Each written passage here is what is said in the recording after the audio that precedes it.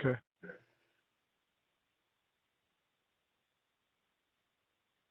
So, folks, we are going to record the meeting so that we have proper documentation of the comments that are being made and for the purposes of, for our notes as well. We'll wait another 30 seconds or so, then we'll get started, if that's okay with everybody.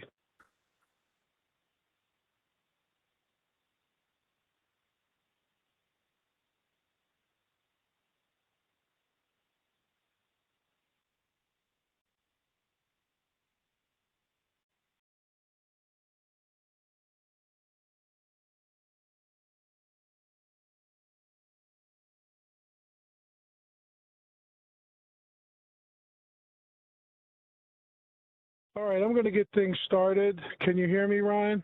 Shannon? Yeah, we got you, Don. Okay, good evening, everybody. Welcome to Southwestern Pennsylvania Commission's Transportation Improvement Program, the TIP update for PennDOT District 12, covering Fayette, Greene, Washington, and Westmoreland counties. My name is Dominic DeAndrea. I'm Director of Transportation Planning for SPC. Also presenting with me tonight is Ryan Gordon of SPC, who is the manager of our transportation program development activities. I'd also like to acknowledge the folks that help us put together and deliver this TIP, and those are the good folks at PennDOT District 12, including folks like Angela Saunders, Rachel Duda, and Josh Theakston, and also staff from the 4 counties, folks like Art Capella from Fayette, Jeremy Kelly from Greene, Jason Theakston from Washington County, and Dan Carpenter from Westmoreland County. These are folks that really were part of the process that helped us deliver this transportation improvement program for 2023-2026. Next slide. So a couple housekeeping items. Please continue to mute your microphone and have your camera off. Questions really should be entered in the chat box, and so at the end of the presentation, we'll look at the chat box. The chat box is in the lower right-hand corner of your WebEx screen. Questions will be addressed at the conclusion of the presentation, like I said, and the presentation will eventually be posted on SPC's website. Next slide, please. So, our presentation outline tonight, we're going to talk about transportation planning and the TIP. We're going to talk about the development schedule. We're going to talk about funding, TIP investments in the region, county projects, major county projects in each of the 4 counties that we're covering tonight. We'll talk about our support documents and where you can find them. And we'll talk about public engagement thus far and how to comment. And then at the end, like I said, we'll take questions. Next slide, please. So public comment on the draft 2023 TIP is now underway through June 7th of 2022. In June of 2019, SPC adopted the region's official long-range transportation plan called Smart Moves for a Changing Region, which includes over $22.7 billion for the region's transportation priorities over the next 25 years.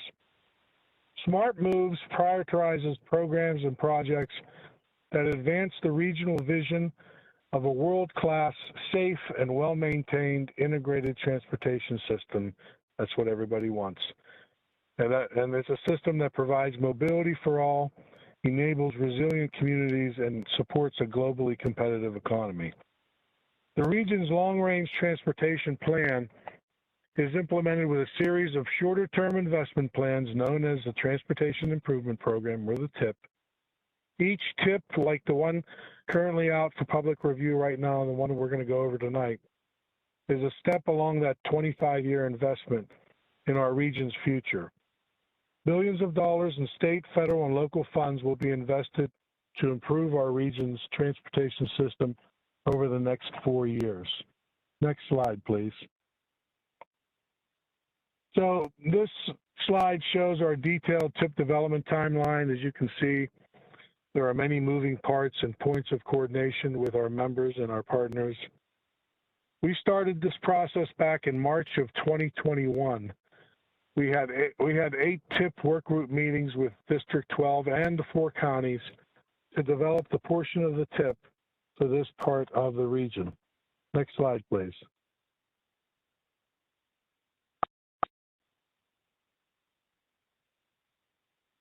Can you hear me, Ryan? Yeah, we can hear you, Dom.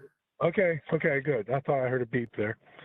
During the TIP work group process, the 4 counties and District 12 submitted candidates for consideration to include into the TIP update. Public comments were reviewed and considered for candidate project inclusion. After discussions at the first 2 TIP work group meetings, the candidate list was shortened. Given the amount of projects that are being carried over from the current TIP to our new draft TIP, the number of new projects is limited, but there are some new projects in our draft TIP. Most of the new projects that get added to the TIP will be focused on asset management, a lot of it bridges, and safety. Next slide. So hopefully the chart that you're seeing now is the bar chart. And what this bar chart is showing is the highway and bridge funding with the blue bars and transit funding with the orange bars. The transit funding over the last 4 or 5 TIPs has been relatively stable. The highway and bridge funding always is. I think I'm someone sorry. needs to mute. Okay, so the blue bar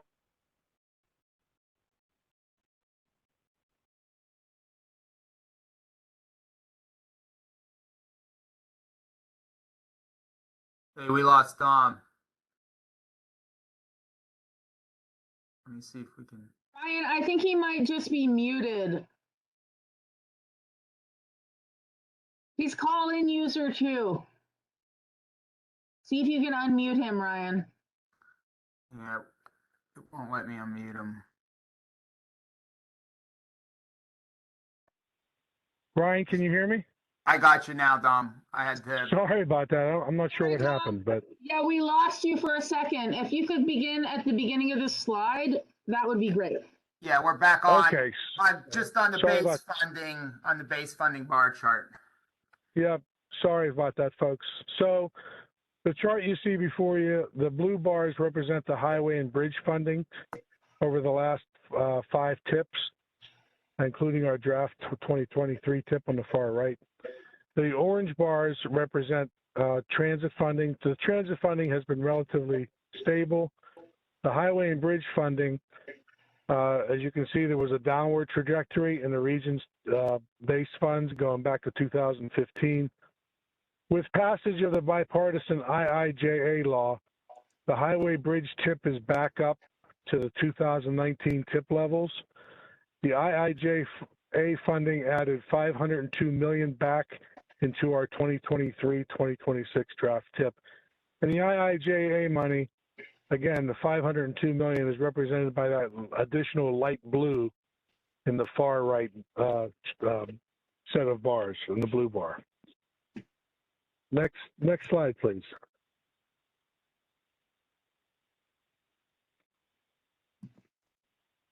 So what you're seeing here is the transit TIP investments. Basically, we have about, in total, federal and state transit funding, about $1.9 billion. But $1.5 billion, or about 72% of that, is all that blue in the circle chart there. It's operating funds. Most of the transit TIP is state funding. Next slide. So within that transit amount, there are some capital projects, and of course, a lot of it is dominated by Port Authority. We have fixed guideway improvements and renovations, signals, stations, hillside stabilization, and other improvements for the busways, light rail, and BRT, and the inclines. We have about $91.5 million in there. We have fixed facility improvements. Those are improvements to garages and other transit facilities at $75.7 million. We have light rail vehicle procurement, replacing some of the older light rail vehicles for Port Authority, which comes in at about $48.5 million.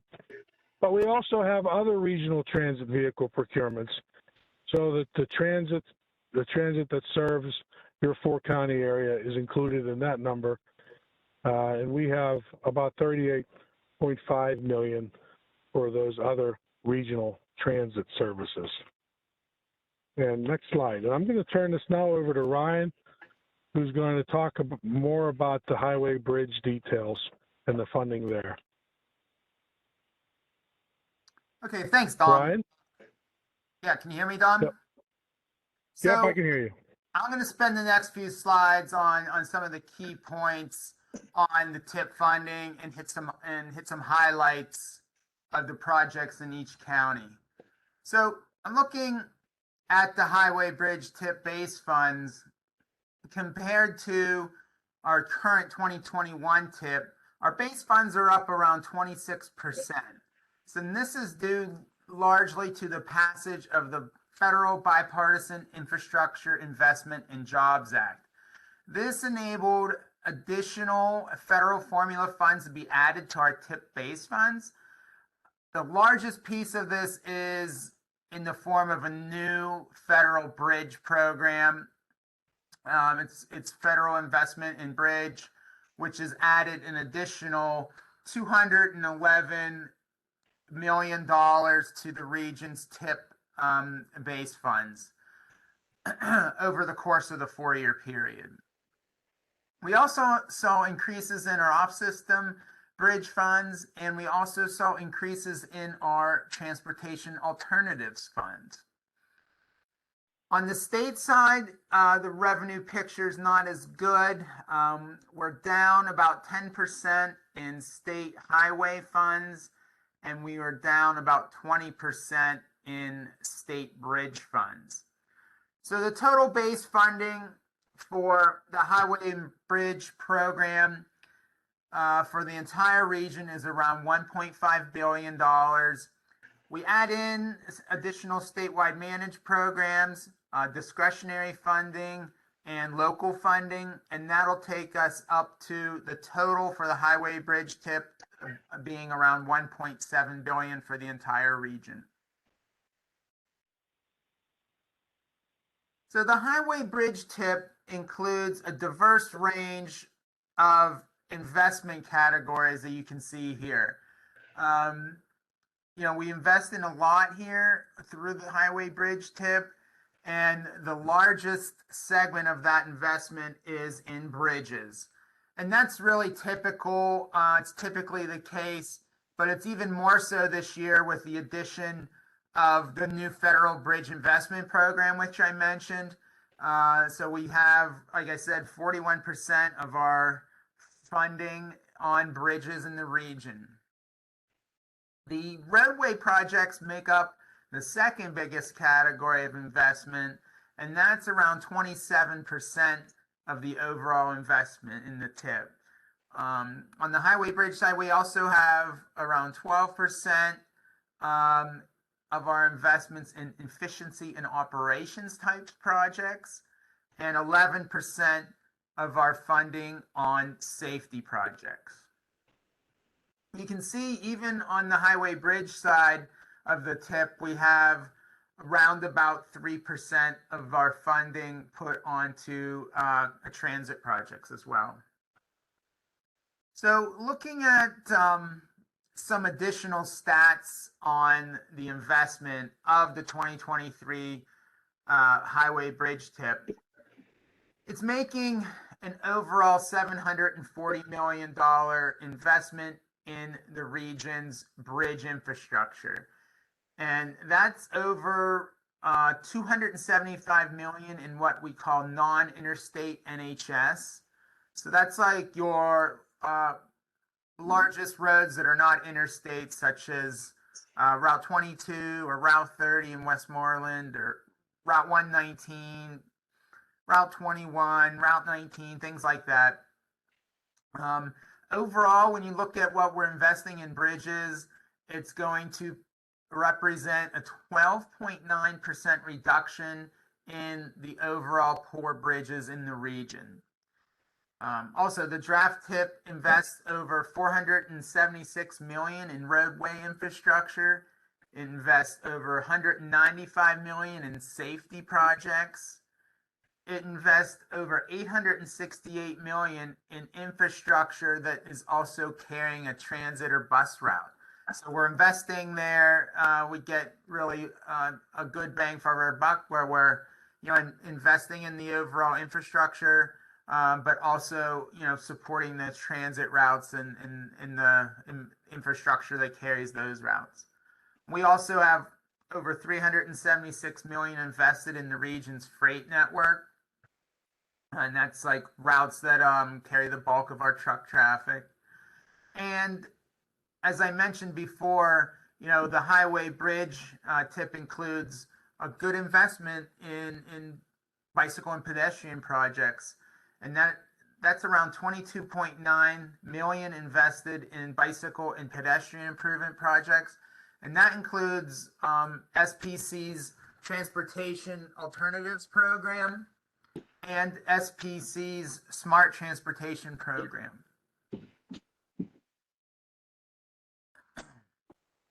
So there are additional transportation funding programs that are outside of what SPC directly puts together for the regional tip. However, nonetheless, there are investments in the region's transportation, and we do note these sources in our financial plan for the tip, and our financial summary. And we also include information on this in the appendices of the tip document. And these additional funds include things like the statewide interstate program, the Turnpike Capital Program, a hodgepodge of additional non-tip state funds, and that includes things like PennDOT maintenance funds or your municipal and county liquid fuels funds. There's also a lot of other programs out there that bring money into the region for transportation that aren't tip funds. Some programs like Green Light Go or multimodal are examples.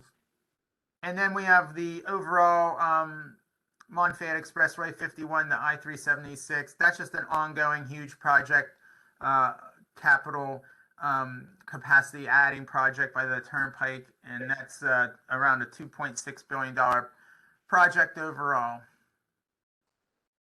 So now I'm going to kind of zoom in here and give some highlights in each county.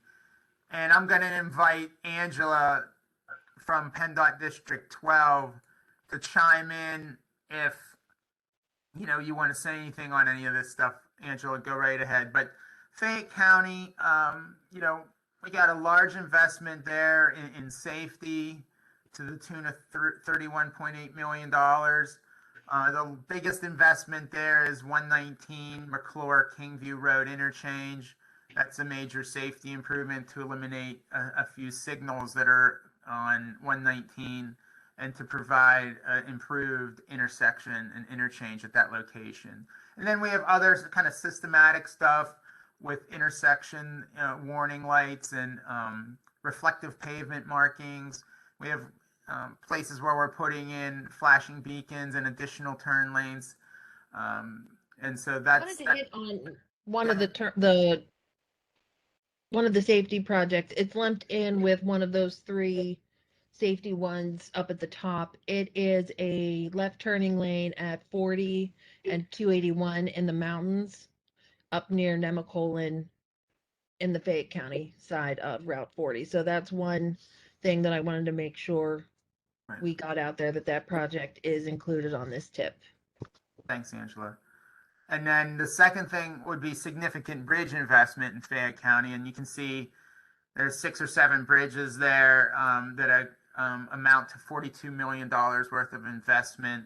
The first probably 4 are state bridges, Crawford Avenue Bridge in Connellsville, Route 2040, which I think is Main Street over Redstone Creek in Uniontown, the Cast Iron Bridge in Brownsville, which is a very, unique and historic bridge, being the first ever iron bridge in the nation, and the Leighton Bridge also. And then there's the three bridges there listed below are all locally owned bridges that we are providing funding for, and also providing, I guess I should say, project management also, Angela, on those in terms of PennDOT's ability to kind of take those bridges and take over the project management of them for those local entities.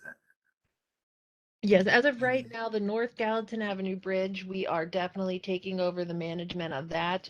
Moyer Road bridges should be let for construction soon. It's a carryover onto the next tip. And the Jefferson Street Bridge is a brand new project. We are not sure yet if we're going to be taking over that one.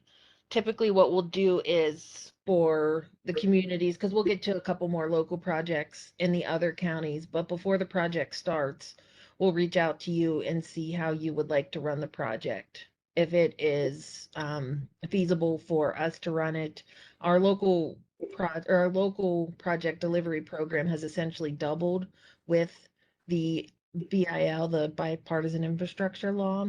So we're not quite sure how many we're going to be able to handle because I only have 2 local project managers working under me right now, and one is brand new. So we're going to do the best we can, but we've at least doubled our program since the last tip update. And one other thing you'll see, we are back in the roadway preservation business. Ryan hasn't gotten to that yet, but that's a very exciting thing for us. If you notice the last few tip updates, we have been bridge heavy, but we are excited now. I believe we added close to 10 new pavement preservation or betterment projects to this program, they're split out between all 4 counties, but that was something that we were very excited to get back in to that business. And there's 2 of them listed there in Fayette that represent around an $8 million investment. And then that's it for Fayette. Anything else on Fayette, Angela? The one the notable bike ped investment, the Sheepskin Trail Yes. Southern Extension, this was a statewide TAP project. So the I believe so, statewide yes. TAP did their application period to coincide with the 2023 tip. So this project is brand new and going to be starting funding in 2023, I believe. All right, moving on to Greene County. Well, one thing I should say about all these, if you're and this is not an extensive list of everything, this is just the highlights on these slides. If you would like to see the complete project list in these counties, you'll go to our website, spcregion.org, get to the tip document. I think it'll take you 1 click to get to the tip document, and you're looking into Appendix 6. We have all the details you'd ever want to know about these projects, including schedules, phase costs, air quality, conformity information, and project descriptions there. So you're only seeing the highlights here, but if you want to see all the projects, and there's also county summaries in that Appendix 6 also. So if you want just a snapshot of everything in the county, that's a good place to check. So moving on. What you'll see on the screen too is everybody knows that PennDOT has different names and different things for roads and projects. So SR 88 over Whiteley Creek, some of you may be familiar with that and know where that is. 1010 over Pumpkin Run. In the documents that Ryan was talking about, we do have the local road names, the townships, everything about them. So that's an easy place where you can go to see exactly where it is. That's right. Yeah, we have all the road names, all the municipalities, and everything are in those descriptions. So I guess Greene County's kind of this is similar. We got a big investment in bridges. We've got about 6 of them or 5 of them shown there from this owned by the state, and then we've got about 4 Greene County bridges that are in there too. And I know that's in part due to the fact that Greene County's kind of taken the initiative to pass that additional $5 fee on the registrations, and they're using that funding to kind of beef up their county bridge program. So that's that last bullet there. Above, we have $24 million invested, like Angela said, in kind of roadway, either betterments or preservation. So these are significant areas in and around Waynesburg for the most part there on some major state routes. And then we have a couple of safety projects that I wanted to note there, totaling about 6.8 million, again on that Waynesburg area, and then at the Sugar Run Road intersection improvement. So Angela, I don't know. And the one anything thing else with you wanna touch on? with the Waynesburg project, we are doing our best to incorporate the safety project into the Waynesburg Betterment project. We typically like to do as much work as we possibly can at the same time, so we do not come in and disrupt traffic twice. So with that, we are going to do the best that we can to incorporate the safety project into the Waynesburg Betterment and the 21 east of Waynesburg. So if there's safety improvements that need made there, we're going to be doing that with the same project. And one other thing with Greene County Bridges, they've also have been fortunate to get PennDOT multimodal in. I think it's just PennDOT multimodal funds for some of their bridges too. So if any of the other counties are interested in that, they've been fortunate to get, I think they're the one that's programmed, or may not even be programmed yet, but is their second local bridge funded with MTF funds. So that is another option out there for local bridges as well. And I don't know, Ryan, if you want me to talk about our local bridge thing now or wait till we're done. It's not. Go ahead. I mean, just briefly. Okay. Yeah, it's not going to show up on any of these lists and not on the 2021 tip or 2023 tip yet. But with the new BIL and all the emphasis on local bridges, our DE and bridge engineer and our ADE and our senior staff, we've come up with a local bridge preservation project. We plan to dedicate $2 million per year for local bridge preservation. What we're going to do is, since this is a pilot project right now, our district bridge engineer has combed through our inventories, gone through inspection reports, and is picking some bridges. And then we're going to be meeting with the municipalities or whoever owns the structures to talk about it. And what we're going to cover the full 100% of the bridge. There will not be a local match in place. And then we are going to run the projects as PennDOT. So some of you may be familiar with that. There's agreements that need to be done and so on and so forth, but I don't have the list of bridges just yet. Nothing's been finalized. It is just something that we want to get on the books to start making a bigger investment into local bridges. Okay, I'm going to move on to Washington. I'm going to cover that. Really broke this down by corridor because there's really two main corridors that are getting a lot of investment in Washington County, and that is Route 18, and you can see it includes two bridges, a roadway preservation, and then a kind of signal upgrade project. That all totaled together around a $10.3 million investment in Route 18 through Washington County.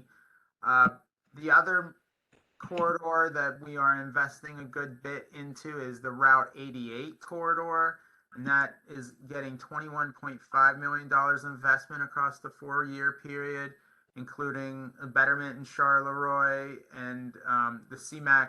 Yeah, CMAQ is just a way of funding additional improvements there in that same area of Charleroi, and then a bridge and a roadway preservation on that same section of road.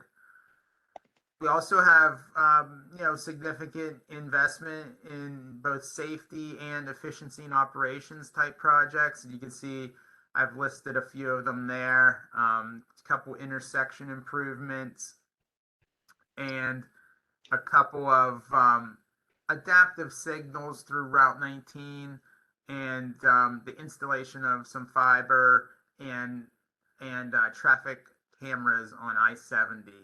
So The that's the nice thing about highlights, Angela. the I-70 fiber installation and cameras, this is a statewide, what we call TISMO, Transportation Systems Management Operations. I believe that's the acronym. We have so many acronyms, as you all know. I lose track of them sometimes. So that project alone is going to be incorporated into some of our additional or some of our I-70 projects. So we can just do that work at the same time. And the adaptive signal project on 19. This is from the diverging diamond interchange the whole way down to the county line.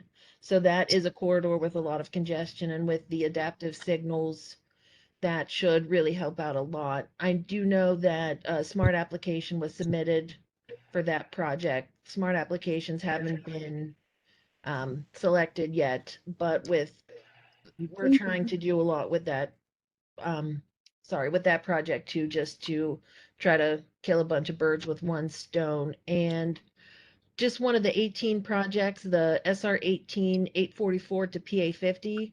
This is kind of an extension of our current Route 18 work in the city of Washington. So we want to get as much of that corridor buttoned up as possible. I don't have the year on me. I think it's going to be probably 2024 for that project.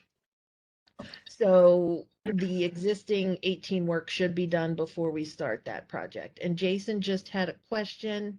Yes, Jason, the local bridges are included in the county project list. One thing with trying to decipher the local bridges versus the PennDOT bridges, our bridges are typically named PA or SR 18 over Chartiers Creek. The local bridges are named like Chartiers 30, Chartiers 50, Possum Hollow Run Bridge. So just for everybody's knowledge, if you're really combing and jumping into that project list because it's super exciting, that's one way to differentiate the PennDOT bridges versus local bridges. Yeah, and on the county summary, it'll tell you who the sponsor of the project is too. So, yeah, Washington County should be able to see all your projects on the detailed list. If you guys want to see that or you want a copy of that electronically, just shoot me an email, Jason. We'll get you hooked up with that. Any last notes on Washington? We'll move on to Westmoreland. Nope, I think that's it.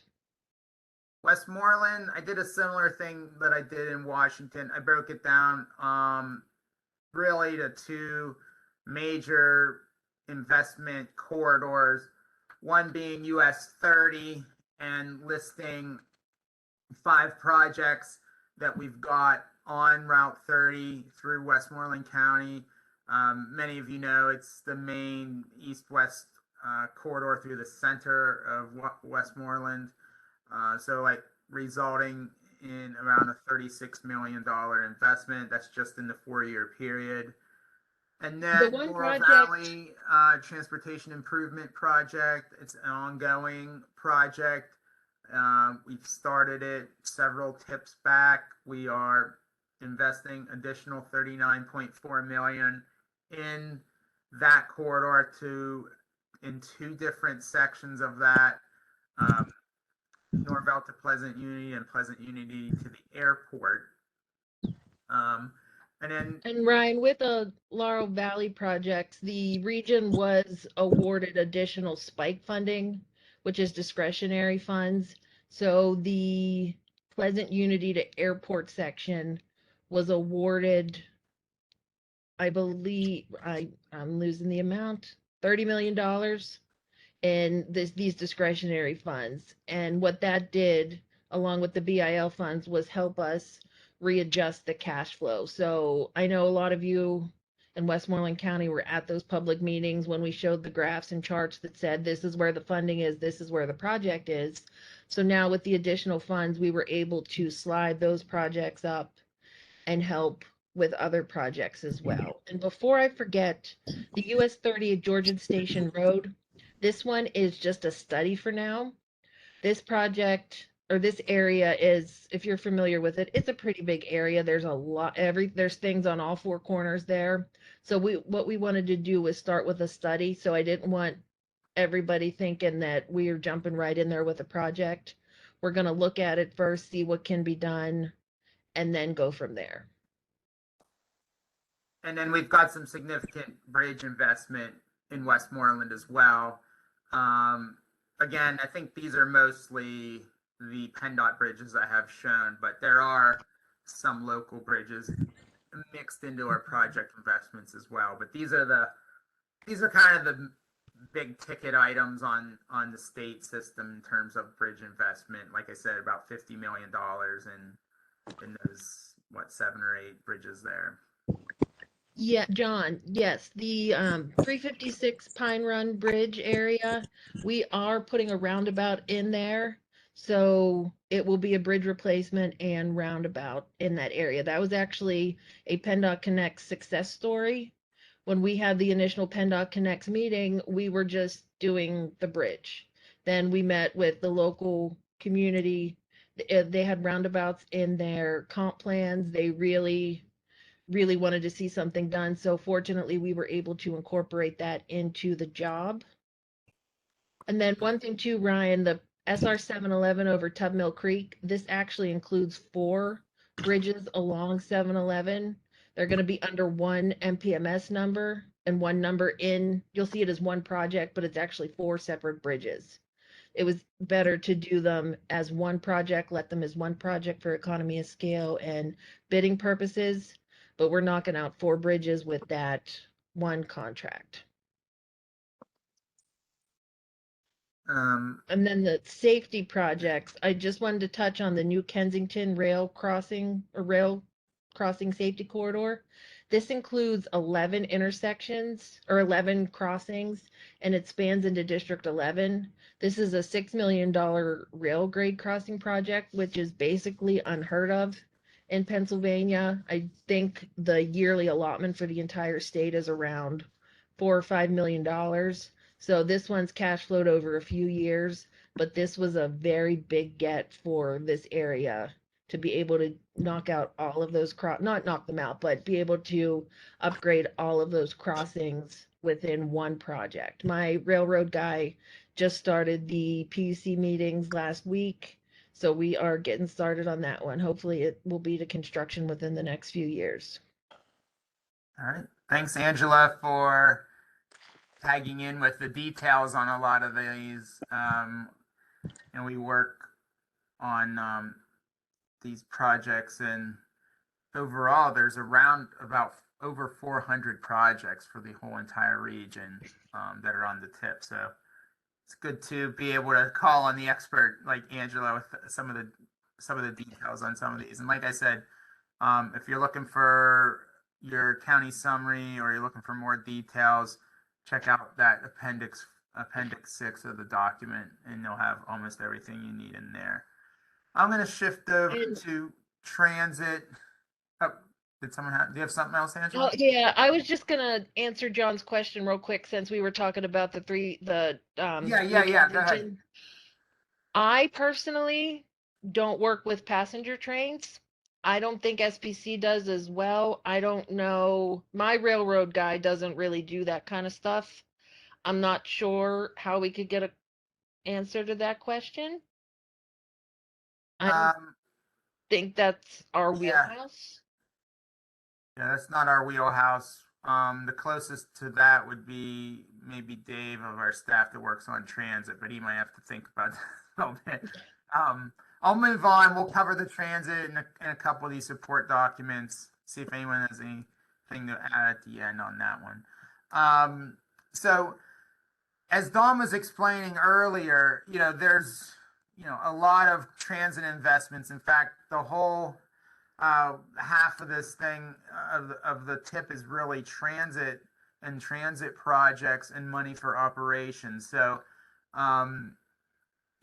here are some bullets on some of the significant transit projects in District 12. And a lot of it is, replacing buses and maybe replacing shared ride vans or other vehicles that are used.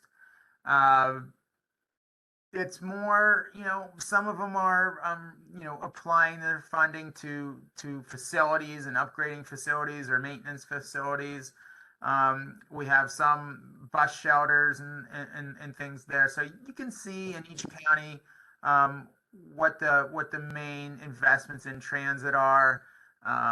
Like I said, it's just a mix of replacing buses or other commuter type vehicles, along with some facility upgrades. And then within that little box are the 5 different transit operators within District 12 and how much money they're receiving for their operating assistance. And that is part of the transit tip as well. So moving on, if you remember when I was talking about the different funding at the beginning of when I was talking, we do have something called the interstate tip. This is really a list of all the projects statewide. It's put together statewide. So all the districts within PennDOT are submitting their, I'll say, proposals to receive funding through the interstate tip. This happens kind of over and above what we do on the regional development of the tip.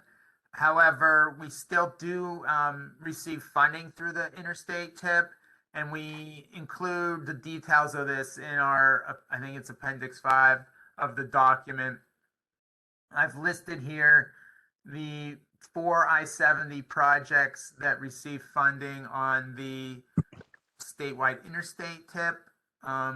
In the 4-year period, it amounts to around $200 million of investment in I-70. Of course, we've had way more than that. Looking back into recent history, there's, District has been working on major projects within I-70 for really probably numerous tip updates. So not sure if there's anything to add there, but that's the key projects on the interstate within District 12.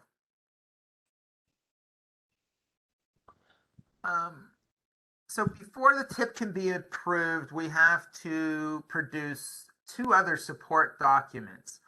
One of those is the Air Quality Conformity Report, and one of those is the Environmental Justice Report. So this is a look at our air quality conformity map, and it shows where our maintenance and non-attainment areas are in terms of EPA's regulations. And we really have to demonstrate that our long-range plan and our tip will not worsen the air quality of the region, and that the emissions of these pollutants and PM 2.5 will remain below really the emission budget that's set for us by EPA. And so you can see 2 examples of that over here on the right with these 2 charts. The straight line at the top shows the emission budgets for both volatile organic compounds and for nitrogen oxides. And so what you can see here at the top row is really, our top line is really our budget. And then the line below there is what the modeling of the draft tip is showing. So in both cases, we are well below where we need to be in terms of our air quality conformity and our emissions budgets. The map just shows you where our non-attainment areas and our maintenance areas are for those. Same thing on the 2.5. This is really small particles in the air that we also have to model, and we also have to prove that the investments in the projects on the tip will not exceed our emissions budget for those pollutants. And you can see same thing, map of where we have our non-attainment areas at the right.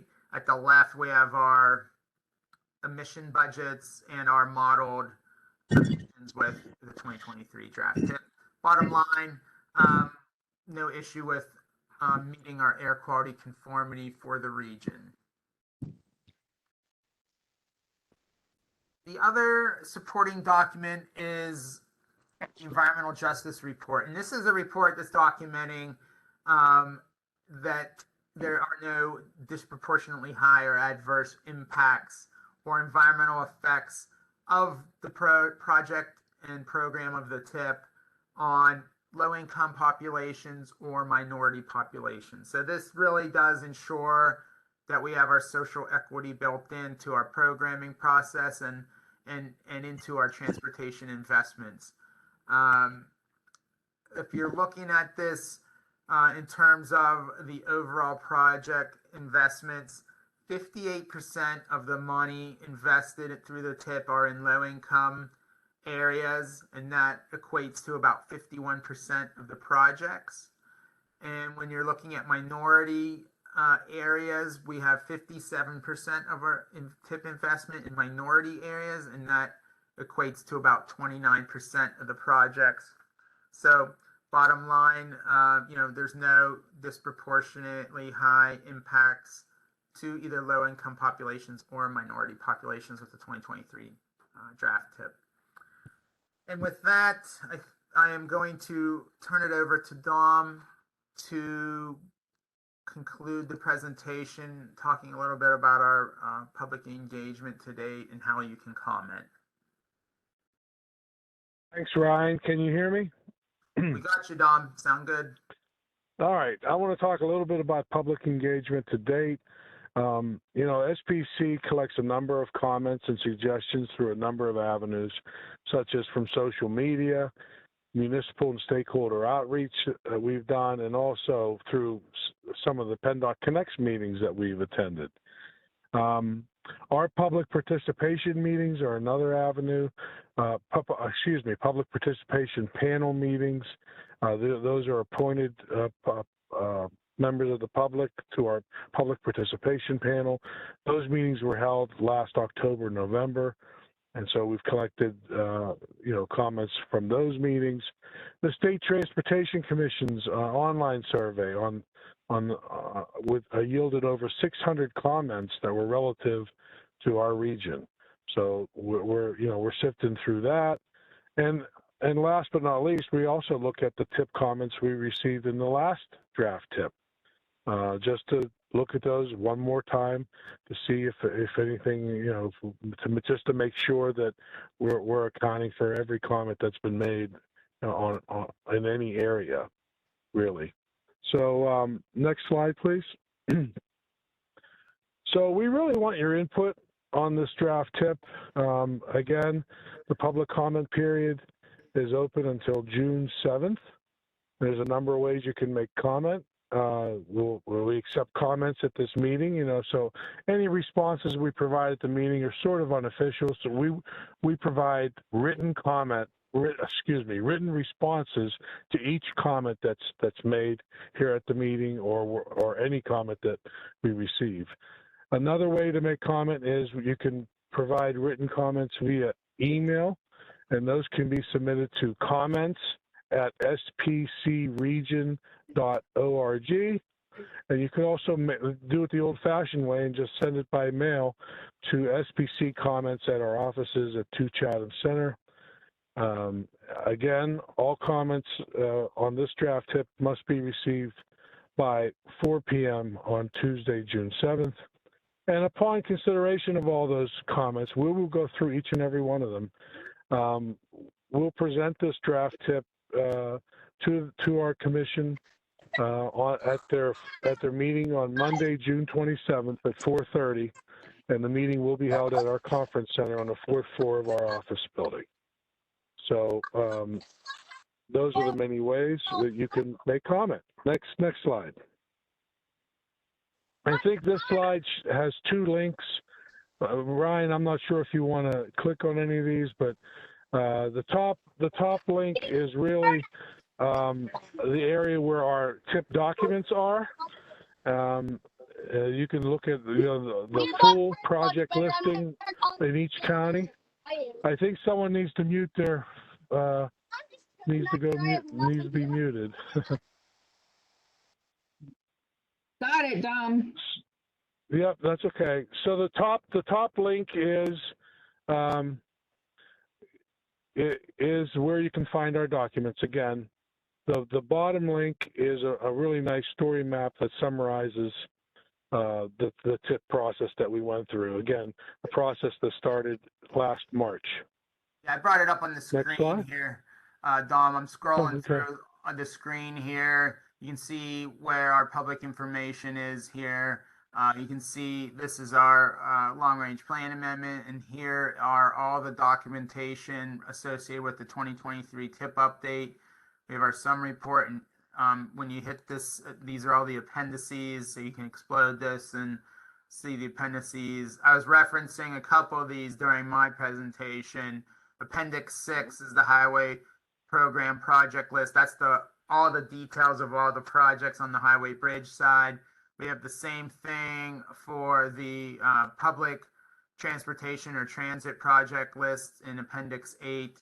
And then you can see things like the statewide managed interstate program and some other things in Appendix 9. And then here's our air quality conformity document and our EJ document. And if you want to view story maps, this is just a series of maps that kind of goes through the process that we go through and just shows some of the projects on maps, and you can check that out if you'd like. So that's the view of that. And I think back to the comments can be made. There's a button right on our SPC homepage where you can actually make your comment. Yeah. So let me drag this back on here. So if you just go to our main page, so if you just go to spcregion.org, it'll bring up this homepage. Right down here is the button that says public comment on the draft 2023 TIP. You click on that, it's going to take you to what I just reviewed. Scroll down to the bottom, there's the information that Dom just reviewed on how to comment and when the comment period ends and everything like that. And like Dom mentioned earlier, we do go back and look at previous public comments. So I would encourage you very much to make public comments and especially once they're in writing, we always can go back and look at them. We reference public comment very, very often, actually. So even if you think it's something silly, just please go ahead and put it in the public comments. That way there's a record of it. And if we ever need to come back to it, it's still there. Thank you, Angela. And with that, I think we're ready to look at the chat box. I know that Angela answered a couple of questions during the presentation.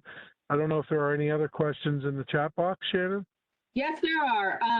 Good evening. My name is Shannon O'Connell, and I'm the Communications Director at SPC. So I'm going to read these comments and questions in the order that they were received.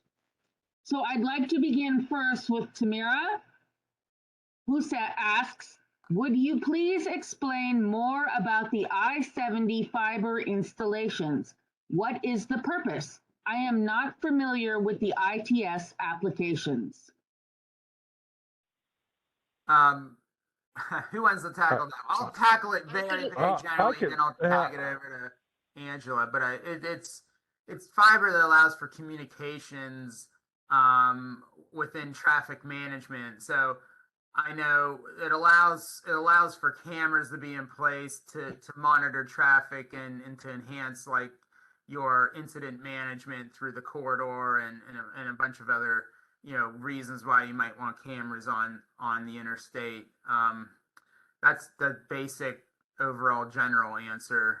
I don't know, Angela, do you have anything different on that, or Dom? What I'll just mention is that that's typically fiber, and I think in this case it's fiber for cameras. And although it's within District 12, the Regional Traffic Management Center is in District 11, the one big traffic center that really looks at all the cameras throughout the region. So that particular project, I think, is for cameras, and correct me if I'm wrong, Angela. I'm pretty sure it's cameras and possibly some signage. You are correct. Yeah, so the It's ability going to to be really, built in.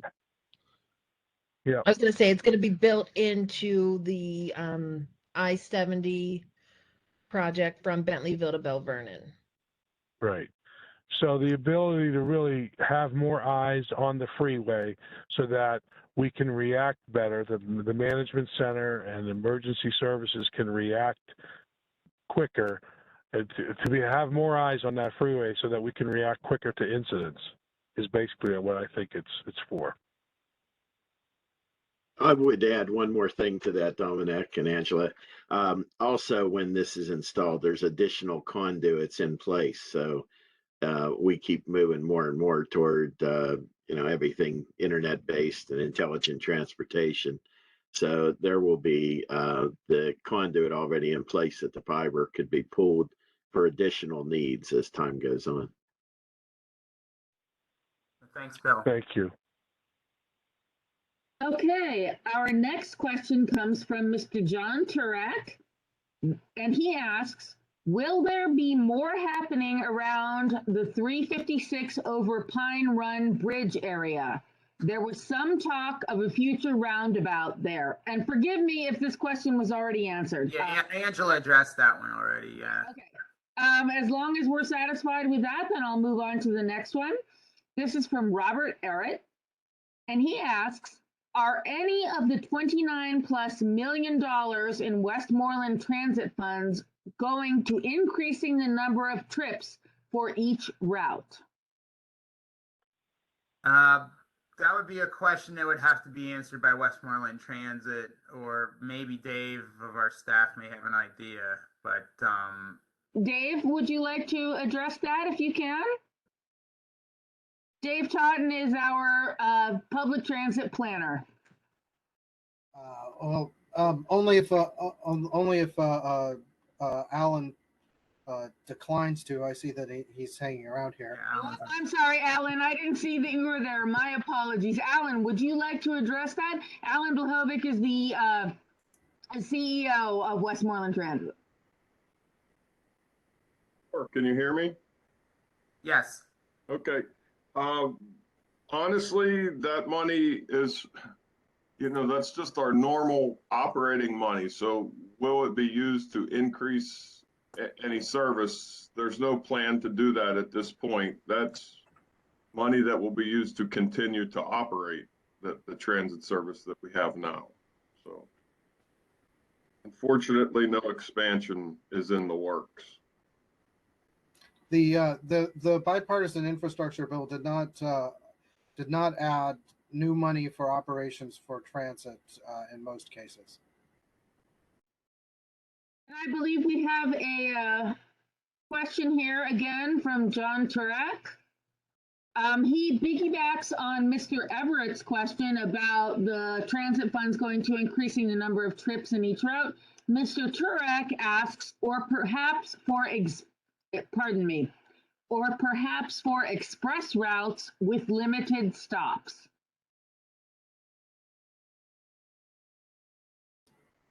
I would say that if I may, I would say that this is a great example of the kind of thing that makes a great tip comment, because it's not necessarily something that we can address in the tip at this point, but it's the kind of comment that we can incorporate into our planning. So we would love to hear those kinds of ideas about what kind of transit needs are there out there in these 4 counties, and so that we can apply those. So please submit those formally so that we get them on the record. I would agree with that, Dave. Oh, and just so that everybody knows, the comments that we've taken through the chat, I will submit them as formal comments. So if you have no further questions, you do not need to follow up with us. Just to, we will produce a public participation report once the tip is adopted that will outline all of the answers, all of these questions and responses. And we make sure that the commissioners that will vote on this program review and see these comments before they take action. And I have one further comment and question from Mr. Turak. says, if we could improve walkability and bikeability from neighborhoods to commercial areas, recreation areas, and other amenities, how much would that improve air quality? Could more be invested in that cost effectively?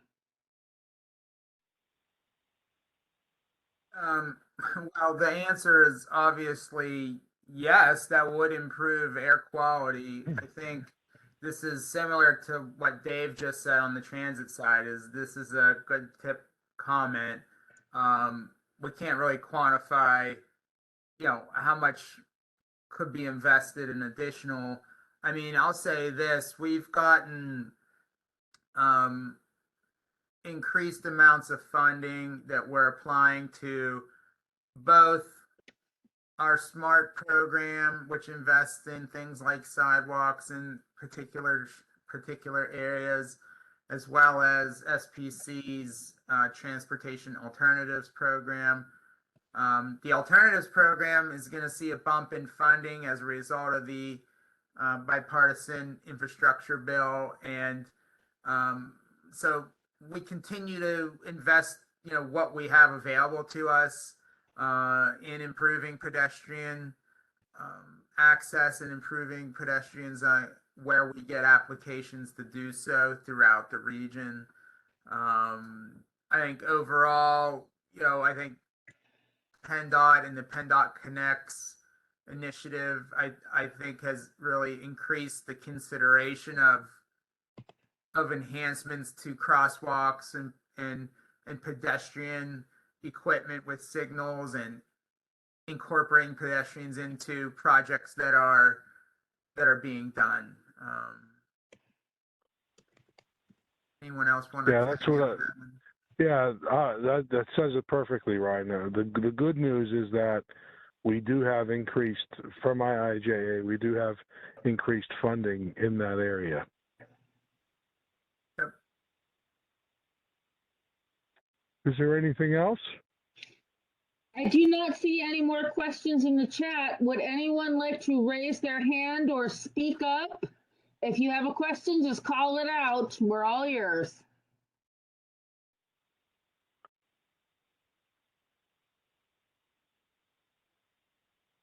Okay, I don't see anything else coming through hands up. All right.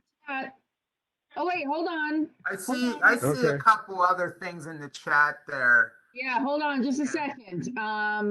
Give me 1 second to address them in order, if you don't mind, please. Okay, we have a question from, another question from John Track. What is the status of the Westmoreland Heritage Trail crossing of Route 66 near Delmont? This is Angela. I'm going to have to get back to you on that one. I don't have that off the top of my head right now. Angela, do you have Mr. Shurak's contact information so that you can get him directly? Yes, I sure do. Okay, wonderful. Does anyone else wish to jump in on that response to John's question? Okay, seeing that, let me read from Tamara. Projects 117516 and 117519 cover fiber optic on I-70 from Bell Vernon south to Huntington. Will this connect with the Bell Vernon to Bentleyville system? Yes. The goal is for everything to connect together. That's okay. Yeah, the goal is for everything to connect together. Okay, hang on one more second. We have a few more questions in the chat. Just let me separate them. Okay, from Mr. Errett. How about people in rural area? I'm sorry, pardon me, I skipped ahead. From Robert Errett, we've been discussing that question during special Greensburg improvement meetings. I walk a lot. Other than trail enhancements, are there any improvements for those of us who walk to most places? I Did would we- just defer to what I said earlier in terms of the investment. I have to look at each project list. We are making some improvements in pedestrian infrastructure. I'd have to, I have to look into, what exactly and what locations. We have overall, I think, as I said before, increased our ability to kind of strategically invest in pedestrian infrastructure through projects that we're already doing. So there's a lot of projects that might not read like they're pedestrian projects, but there are pedestrian aspects to them that are built into the project. And like I said, PennDOT Connects is a process that's kind of enhanced that ability to look at those types of enhancements to an already existing project that we're going to do anyway. So kind of the same answer I gave before on the pedestrian stuff. And there's a follow-on question from Mr. Eric. He asks, how about people in rural areas who need access to healthcare, food, and work?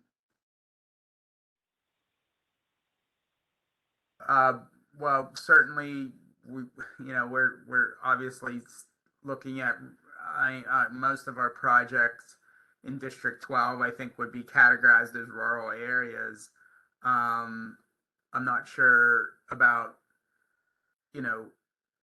I guess he's talking about pedestrian improvements again there. So I would kind of defer to what I've already said about the pedestrian improvements. I mean, I think we had a lively discussion in District 11 regarding this food issue as well, which we are looking at some, studies and things that are looking at that access to food issue in an urban area setting. So it's on our radar at the urban area level. I think obviously we'd continue to look at it at a rural level, I think, as well. So there's probably going to be more work in that area that we do on the planning side, but it's on our radar for sure. Okay, and we have a question from Mr. Turek. What is the status of, and if I've read these before, I apologize. Sometimes it gets a little confusing between the chat and the copying.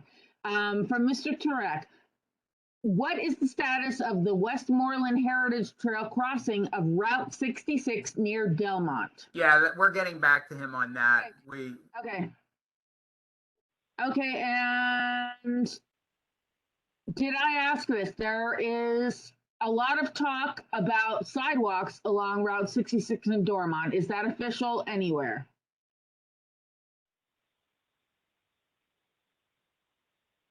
I am not familiar with that. Yeah. Somebody else is. We need to get back to Mr. Turek on that one. Okay. Okay, could you please note that, Ryan? Thank you.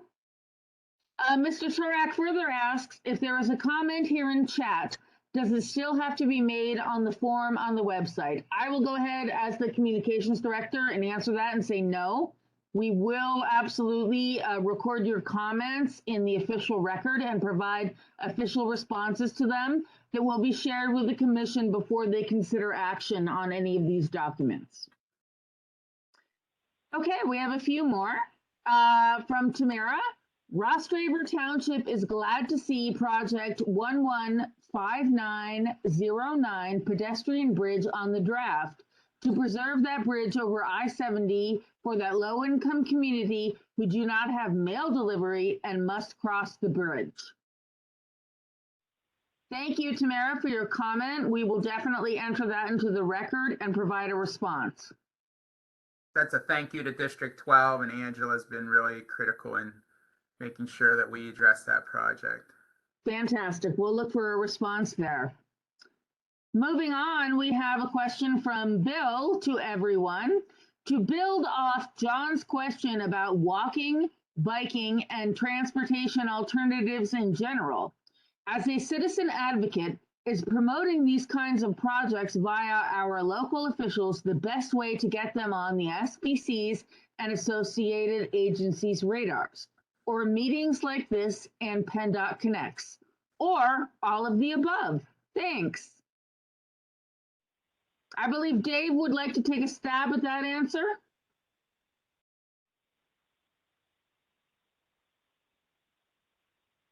Oh, I'm sorry.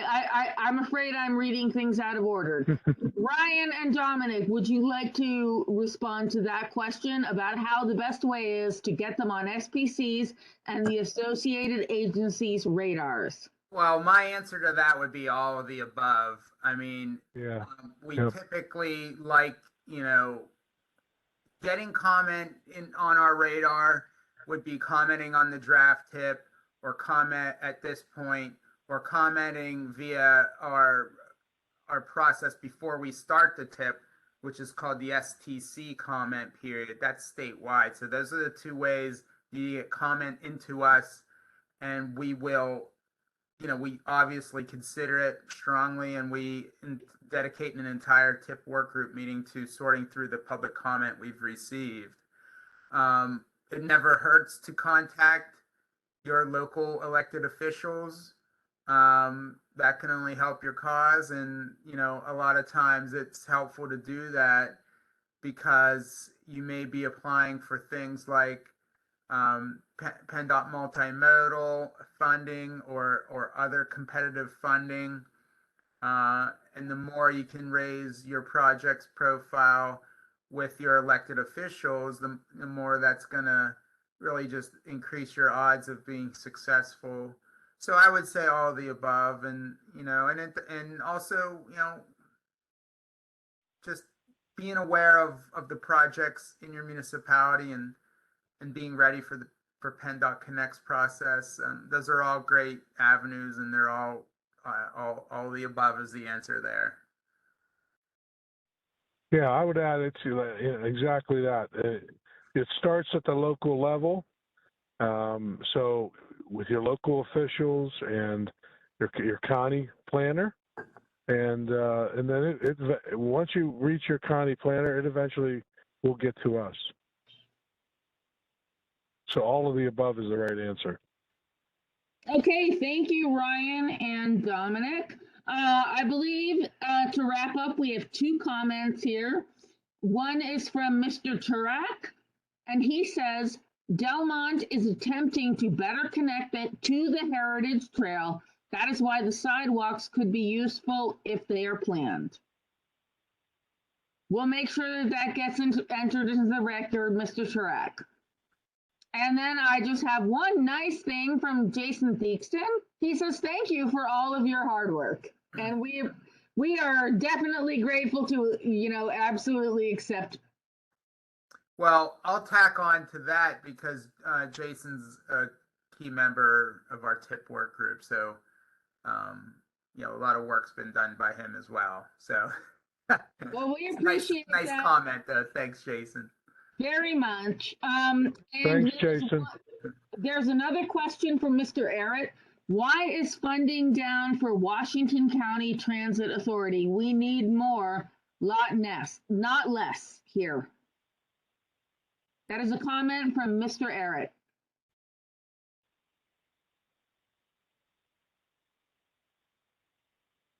Mr. Arrett, we'll make sure that comment is entered into the record, and we'll prepare a response if that's appropriate. And I appreciate your participation in this evening's meeting. It's the comments from the public that absolutely make this worth something. And we also have a note from Mr. Turak. He says he wants to pile on Jason's comment as well. Much appreciated, yeah. Thank you. Thank you. Thank you all so very much for this wonderful engagement. These questions and comments are extremely useful to us, as we do take them very seriously and consider each of them in turn as we develop the program. And before our commissioners take action on it, they do receive a report with all of the public comments that have come in, all of the concerns, all of the comments and questions, and we provide responses to them in turn. And I would just like to say that if you think of something after this meeting that you think, oh, geez, I wish I would have said that, you just go ahead and send it to comments@spcregion.org, or you can send it to Dom or to Ryan or to Angela or to me, and we'll make sure that it gets addressed in our procedures. And we want to thank you very much. Oh, and I apologize. Thank you, everybody. Mr. Yep, Everett just a has fo- corrected me that it was Westmoreland County Transit Authority, not Washington. I apologize. Too many acronyms. Yeah. Yeah, we'll get Thank it. you. I just want to thank everybody for participating this evening. Really appreciate the discussion, and thank you, Shannon, for reading each one of those and wrapping that up. The only thing I can say is that I'm surprised that Mr. Ned Williams didn't have anything to say this evening. Ned has been a long-time participant in our planning process and has spearheaded many of our trail efforts. So, Ned, just real quick before we go, is there anything you'd like to add? Well, I would join my Washington County colleague, Jason, in thanking all you guys for your effort in developing all this. I think in general, with the increase in the federal funding, it's a time of opportunity. It's a time that projects that have needed to be done for a long time can now be moved forward because there's a chance of funding. And I really appreciate the tremendous efforts, Angela, yourself, Mr. Kovac, all you folks, to try to move these projects ahead for the public safety. So it's great to see that. I work a lot, on the trail side and the pedestrian and bicycle side, but we're all part of the same transportation milieu, and it's great to see an opportunity to really move things forward. Oh, thank you, Ned. We appreciate all of your kind words. And I hope we certainly at SBC hope that everybody else is excited about transportation as we are. And with that, I'd like to turn it back over to Dominic and to Ryan to wrap things up for the evening. There you go, sirs. Again, just want to say thank you for everyone that participated in this evening's meeting. We really appreciate the discussion and the comments that have been made. As Shannon said, we do take them seriously, and we will respond formally. We responded informally tonight. We will respond formally. So thank you, everybody, and I hope you enjoy the rest of your evening. Thank you, everyone. Good evening, ladies and gentlemen. Bye-bye. Have a wonderful evening. Thank you. Thank you. Thanks so much. Good night. Good night. Thanks, Shannon. Thanks, Good night. I'll talk to you later. Yep, good night.